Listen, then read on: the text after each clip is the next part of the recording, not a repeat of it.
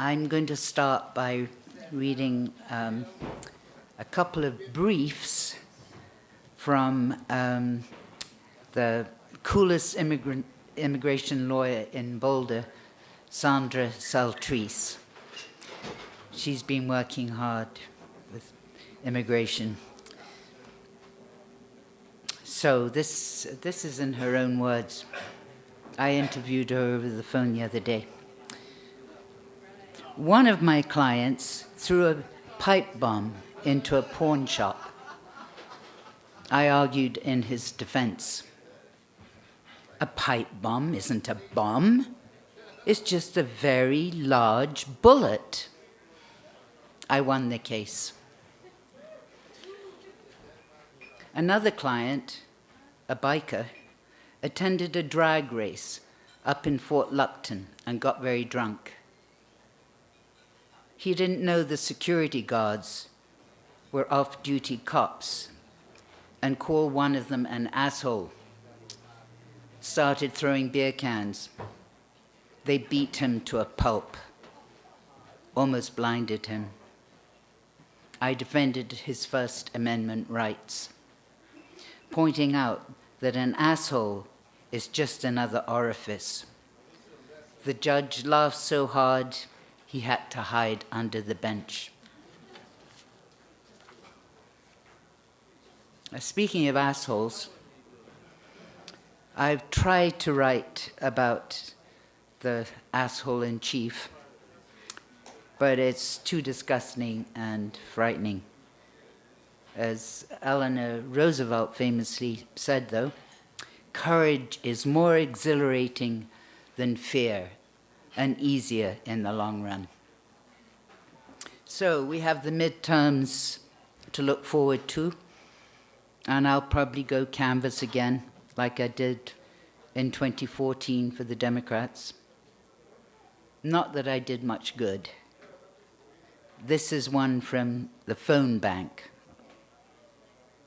Yes, I'm voting against Cory Gardner. How dare he tell me I can't have an abortion? Already had 2, but anyway, I might not be here to visit. I might not be here to vote in November. Just learned I have terminal cancer. 30 days to live. No, don't say you're sorry. I've had a good life. Married to my husband for 30 years. He's a good man. Just hope someone will give him a good blowjob after I've gone. And then walking door to door, corner of Osceola and 17th, rickety apartment complex, 3 stories, wooden stairs, broken doors, many open. I asked 2 guys drinking beer on the steps for directions. They give me toothless grins. Old woman on oxygen tells me one's deaf and the other doesn't speak English. She's lived here 35 years, knows everyone. That's the couple in the corner you're looking for, living on government handouts. First of the month, they spend it all, only leave to scrounge for more. I knock on the door of apartment 4. He appears first, dazed, yawning. "It's for you, Mary Lou," he shouts. I hear her slow progression across the room, the crashing of furniture. "What do you want?" she says, slurring. "You want me to vote for someone?" "Hell no, I ain't gonna vote for nobody. None of them done me any good. Shit, I don't care who gets in, so long as they keep pot legal."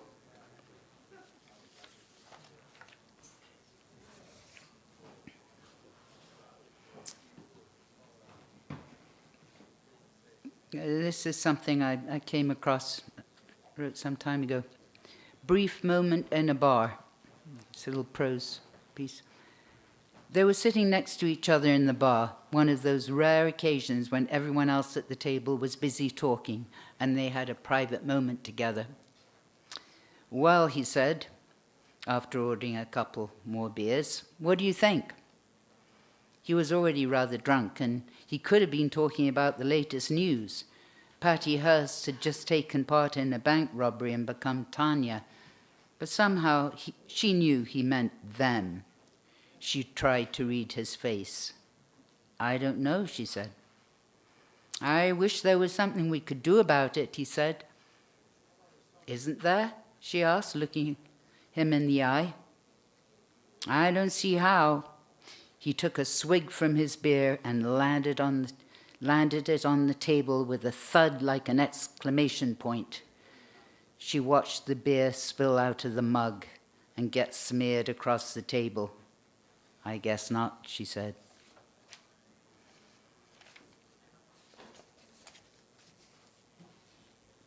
The community of poets. I hate that phrase, the community of poets. It goes back to your friends, beatniks, days and nights, poetry and politics. Not you slept with them, but you got to know them on a personal level. No front of politeness, you won't lose your job if you're late. You don't have to pretend, you can make it up. You can say, "What the fuck?" You don't have to get in line and apologize all the time. I hate that phrase, the community of poets. It's not a company after all. They don't give you health care. You can't get a pension. You don't really belong to anyone but yourself.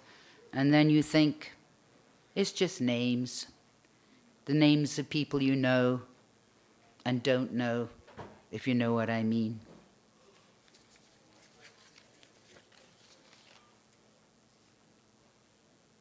End of the road. These are sonnets. End of the road. You are my everything, so why try to begin again?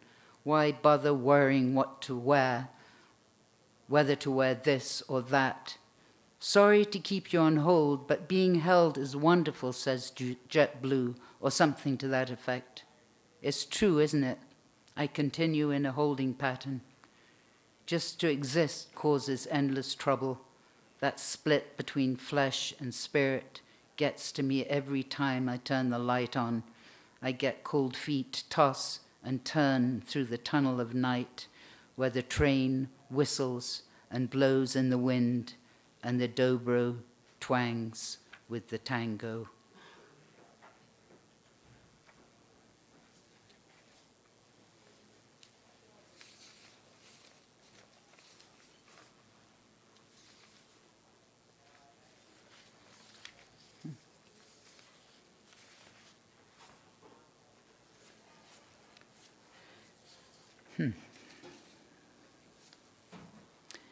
They don't tell us where they go when they die. We carry the dead on our backs, but they don't tell us where they go when they die. I lug your body along a highway swishing with cars. I walk all night. We arrive in a small town in the west where I'm to bury you. But on getting a room, you wake up, your old self, laughing, joking, making the two desk girls giggle. You're meant to be dead. A writer we meet tells me we're heading for hell. Why else did we travel on foot in the dark? I don't trust the Ambrose Bierce glint in your eye. You got something up your sleeve, haven't you? But suddenly, you disappear behind a curtain of psychedelic animals. Please, next time you leave, leave some clues to follow, like a snail does, like Hansel and Gretel.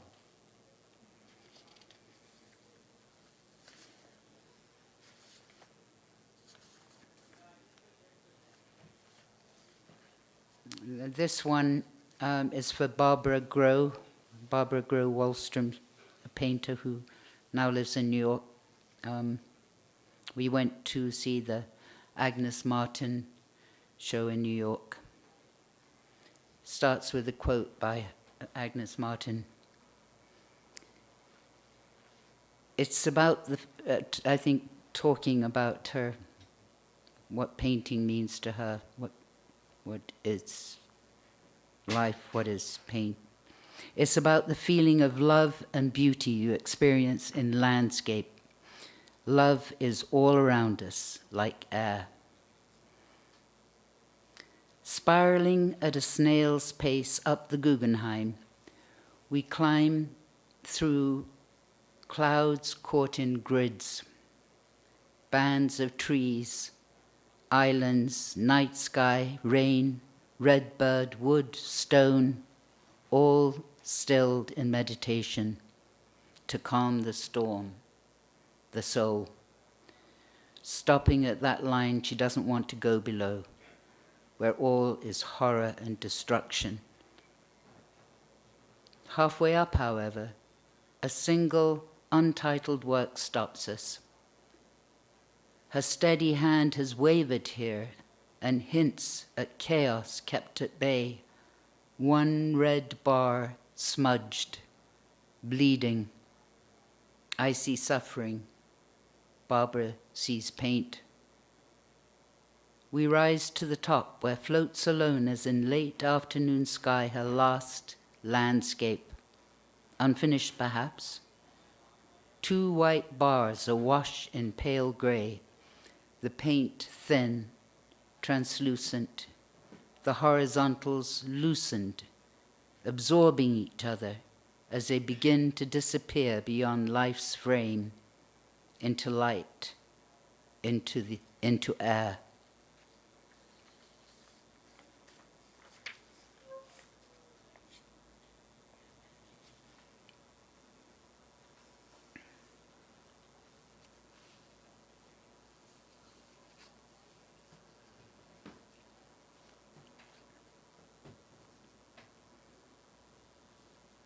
Well, maybe I'll read this one. High Noon Sonnet.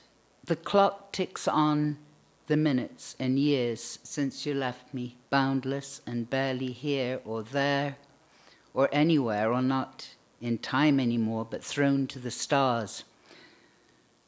I'm beginning to feel these lines are too measured, like trying to control empty fields by setting up soldiers, marching them along in sentences, stopping them on a dime, period. Why can't I bring in the clip-clop of horses?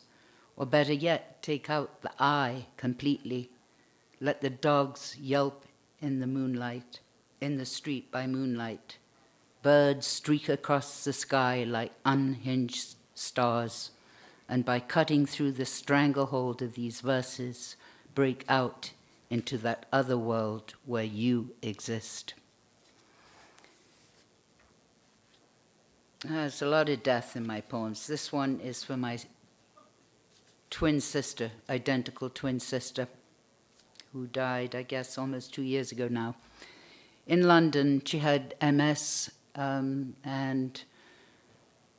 which affected her speech, her eyes. She couldn't walk. She was in a wheelchair. Couldn't do anything. And I went over when it looked like she went to the hospital. Her cancer came back, bladder cancer. I spend the month of March trying to spring you from hospital, where, as in San Antonio almost 50 years ago, you are incarcerated. Then it was for marijuana possession at the border. Now you're reaching the end of a life sentence. I'm not sure how to read your thoughts. We gaze at each other across our 70 years, starting in our mother's womb in Moscow, talking half-baked Russian and broken English, separating bit by bit after we lost our made-up language, but roommates for years until you left for another university. You peer at me through your double telescope glasses, fogged up with question marks, smiling. It takes all day to release you from hospital, tensions mounting as you, trapped in bed, sing long hellos and a few short hells.